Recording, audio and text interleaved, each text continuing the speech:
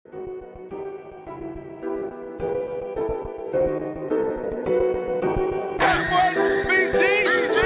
the way this young lead. Drinking on sir, can't sleep. Drinking on sir, can't sleep. That boy BG. That's the way this young lead. Drinking on sir, can't sleep. Drinking on sir, can't sleep. That boy BG. Yo tout le monde, j'espère que vous pétez la forme. Aujourd'hui on se retrouve pour une toute nouvelle vidéo et dans cette théorie on va parler d'un personnage assez spécial. On va simplement parler du padre de la marine, le papa du gouvernement mondial. C'est lui qui peut faire baisser les yeux à Akainu tel une victime. On va parler de Kang, le commandant en chef de la marine et du gouvernement mondial. Bon les gars, avant de commencer, je tenais à vous remercier parce que déjà on a atteint les 1500 abonnés, chose qui me fait énormément plaisir et qui me motive encore plus. Franchement, merci à vous. Et je tenais aussi à vous dire de venir me follow sur Twitter, on pourra discuter ensemble, comme je l'ai déjà fait avec quelques-uns de mes abonnés. D'ailleurs, le dernier abonné avec qui j'ai discuté m'a filé quelques idées pour une prochaine théorie que je ferai. Donc si vous voulez contribuer ou bien venir discuter à propos d'un sujet ou bien d'une théorie que vous avez en tête, sur mon Twitter, voilà, on pourra discuter tranquillement. Et n'oubliez pas de lâcher un max de pouces bleus si seulement si bien sûr la vidéo vous a plu. Sur ce les Nakama, passons direct à cette vidéo.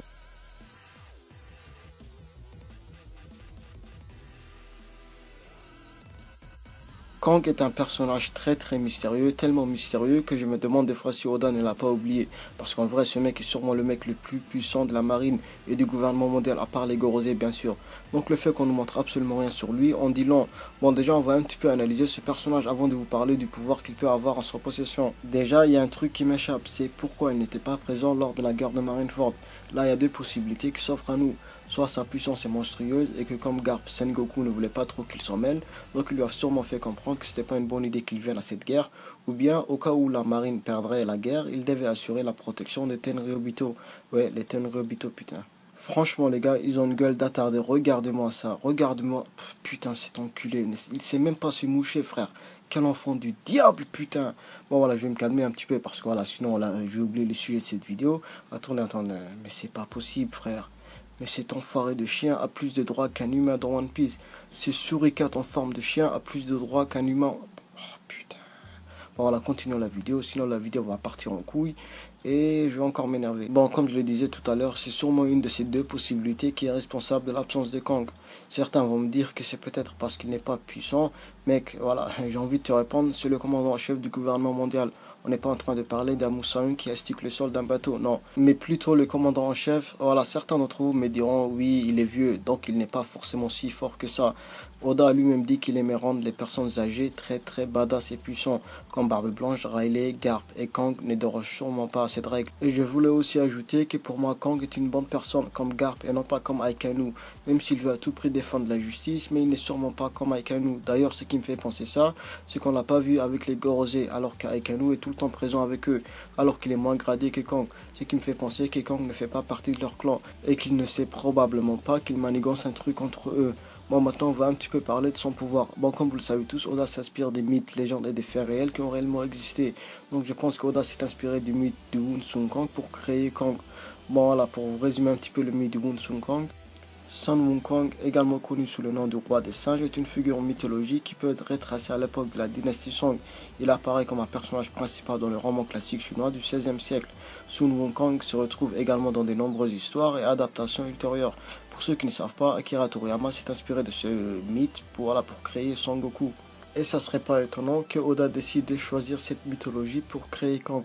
Déjà, elle porte une partie de son nom, c'est-à-dire Kang, et deuxièmement, Wunsung Kang est reconnu comme étant le roi des singes, le king des singes, celui qui est au-dessus de sa race. Et Oda s'est peut-être inspiré de sa notoriété pour Kang aussi, vu que lui aussi, il est au-dessus de la marine, sauf bien sûr les Gorosei. Bon, maintenant, quel pouvoir il peut avoir à son possession? Et pour moi, c'est sûrement le zoan mythique du gorille, et il se peut qu'il se transforme en gorille géant comme King Kong. Bien sûr, pour sa transformation, il va sûrement s'inspirer du film de King Kong, et jusqu'à maintenant, on n'a pas vu aucun personnage avec le pouvoir d'un zoan du gorille ou bien du singe. Donc je pense que Oda a gardé ce zoan pour Kang. Et en plus, ça collera avec la mythologie de Wunsung Kang, parce que Wunsung Kang c'est un singe. Bien sûr, Oda ne va pas suivre cette mythologie à la lettre, parce que cette mythologie dit que Wunsung Kang peut sauter jusqu'à 12 000 mètres d'altitude, chose qui est énorme. Vous savez sûrement que Oda ne va pas donner un tel pouvoir à Kang, parce que si c'est le cas, le mec peut sauter du nouveau monde jusqu'à Grand Line sans problème. Bon, maintenant je pense avoir fait le tour de tout ce que je voulais dire dire sur ces personnages. Donc voilà, je ne peux pas vraiment théoriser davantage. Mais je vais répondre à quelques questions maintenant que vous m'aviez posées sur ma dernière vidéo. Bon les gars, n'hésitez pas à me poser tout ce que vous voulez, voilà, je vous répondrai sans problème. Bon, cette question nous vient de Florent Martin qui me demande quel est mon fruit du démon préféré. Ah ça c'est une question très compliquée parce que pour être honnête avec toi, bon voilà j'en ai deux. Le premier c'est le Zoan mythique du Phénix. Parce que voilà, il est classe tout simplement, frère. Imagine 5 secondes, t'es dans la rue, voilà, tu vois une super bonne meuf, bah voilà, tu te transformes en phénix direct. Et là, je vais te dire, elle sera à tes pieds, cousin. Bon, voilà, vous avez pas remarqué, Marco, avant, il était ultra dégueulasse, genre un clodo, miskin. Mais depuis que là, le Zoan mythique du Phénix, il est devenu plus classe. Bon, maintenant, le deuxième fruit du démon, c'est le fruit du démon de Kizaru. C'est simplement pour se déplacer rapidement. Parce que honnêtement, je suis un gros flemmard. Voilà, si je sèche mes cours de temps en temps, c'est parce que je ne veux pas me déplacer jusqu'à l'université. C'est casse-couille. 1h30 de trajet, frère. J'ai même écrit des théories pendant le trajet, tellement c'est lent. Donc, avec le fruit du démon de Kizaru, je peux me déplacer à la vitesse de la lumière et ça sera très facile pour moi. Bon, maintenant, place à la deuxième question, qui n'est pas vraiment une question, mais qui est une reproche qui revient souvent sur ma chaîne. Et c'est mon articulation. Bon les gars, vous croyez sincèrement que je fais semblant de parler rapidement? C'est juste ma manière de parler quand j'ai un truc à raconter. Donc voilà, j'ai trouvé une solution pour mieux me comprendre. Regardez la vidéo 2 à 3 fois. Mais voilà, quand même comparé à mes premières vidéos, plutôt, je me suis quand même voilà, amélioré. On va pas se le cacher. Certes, je parle comme d'hab, bien sûr, rapidement, mais j'ai quand même amélioré mes articulations et je prends plus de temps à articuler. Maintenant, pour ceux qui sont restés jusqu'à la fin, je voulais vous demander un truc très important qui me tient à cœur. Lâchez des insultes sales sur les Tenryobito, surtout sur ce mec très de glace qui ne sait même pas se moucher. Et bien sûr, je prendrai les meilleurs et je le mettrai dans ma prochaine vidéo. Et si je trouve tous vos insultes trop marrantes, ben voilà, je vous fais tous passer. Et peu importe si la vidéo va durer 20 minutes. Vu que je suis en vacances, je peux me permettre de vous proposer des vidéos plus longues. Bon, on va se quitter sur ces sages paroles. J'espère que la vidéo vous a plu. Si c'est le cas, lâchez un max de pouce bleu et venez me follow sur Twitter. Sur ce, le Nakama. Ciao.